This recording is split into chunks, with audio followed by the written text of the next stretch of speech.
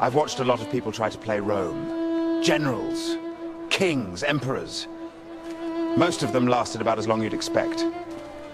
But there was one person, who looked at the most powerful military empire in the history of the ancient world and said, I can work with this.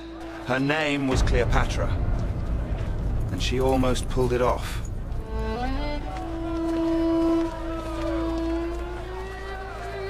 Let me show you the game.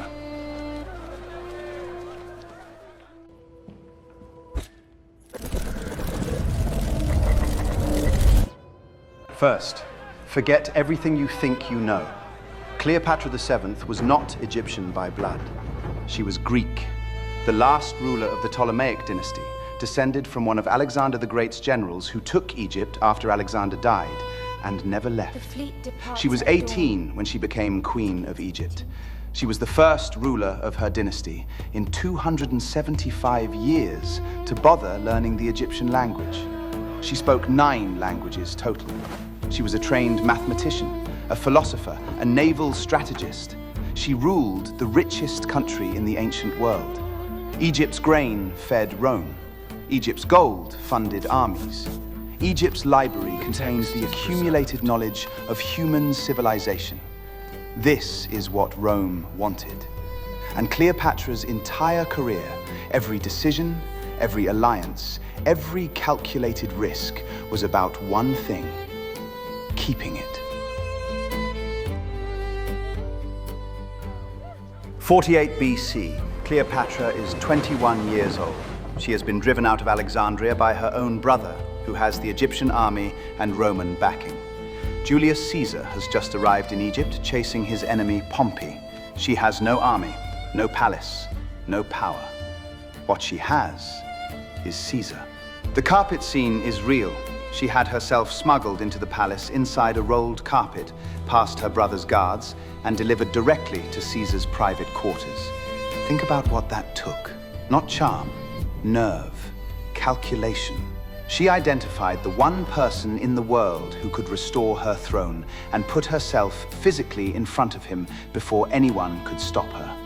It worked. Caesar backed her. Her brother was defeated. She was restored to the throne. She and Caesar became allies, and more than allies. But here is what the history books miss about this.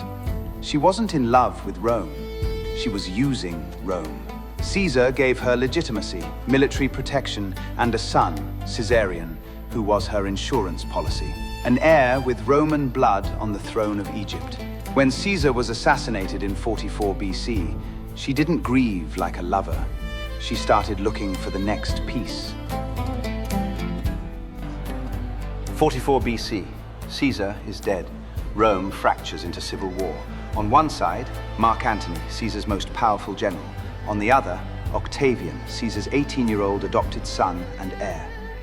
Cleopatra watches this from Alexandria. She has Caesarion, Caesar's son, which gives her a connection to both sides and a vulnerability to both sides simultaneously. The board looks like this. Antony controls the east, which borders Egypt. Octavian controls the west and is getting stronger.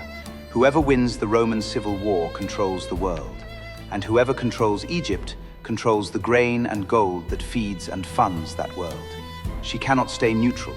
Neutral means being absorbed by whoever wins. She needs to be on the winning side before the winner is decided. So she waits, she watches, she calculates. And then Antony summons her to a meeting in Tarsus. She keeps him waiting for a year. When Cleopatra finally arrived at Tarsus in 41 BC, she arrived on a golden barge with purple sails and silver oars, rowed to the sound of flutes. She was dressed as Aphrodite. The entire population of Tarsus left the docks to watch her arrive. Mark Antony, the most powerful general in the Roman world, sat alone at the banquet he had thrown for her.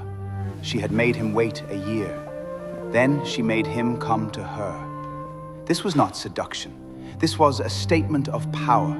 She was telling Antony and everyone watching exactly what Egypt was and exactly what dealing with her would require. The alliance worked. Antony needed Egypt's resources to fund his eastern campaigns. Cleopatra needed Antony's armies to protect Egypt from Octavian. They had 3 children together. She built him a fleet. He gave her territory. For 10 years, the arrangement held. Then Antony made a mistake Cleopatra could not fix. 31 BC, the Battle of Actium. Antony and Cleopatra's combined fleet against Octavian's navy off the coast of Greece. Antony had the larger force. By most calculations, he should have won. What happened at Actium is still debated by historians. During the battle, Cleopatra's ships broke formation and sailed away. Antony abandoned his own fleet and followed her. His fleet, leaderless, surrendered. Why did she leave? The honest answer is we don't know for certain. Some historians say her ships were damaged. Some say it was a strategic retreat that Antony was supposed to follow at a distance, not immediately. Some say she panicked. The traveler has a different theory. She saw that the battle was lost before Antony did. She was protecting the Egyptian treasury, which was on her ships. Because without the treasury, there is no negotiation with Octavian. Without negotiation, Egypt is simply conquered. She wasn't running from the battle. She was already playing the next one. Antony's army deserted after Actium. He returned to Alexandria and fell on his sword when he heard, falsely, that Cleopatra was already dead. He died in her arms. And then she was alone. For the first time in 20 years, no Roman ally, no army, no peace left on the board except herself.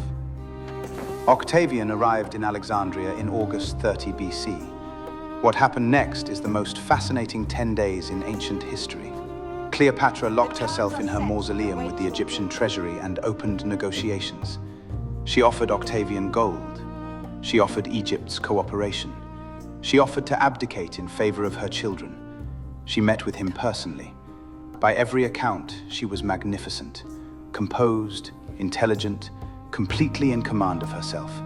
Octavian listened to everything she said, and had already decided before he entered the room. He needed her alive for his triumph parade through Rome. A living Egyptian queen in chains was worth more to his political narrative than a dead one. So he told her what she needed to hear. He was reasonable. He was almost warm. She knew. She had read rooms her entire life. She read this one perfectly. She chose the asp.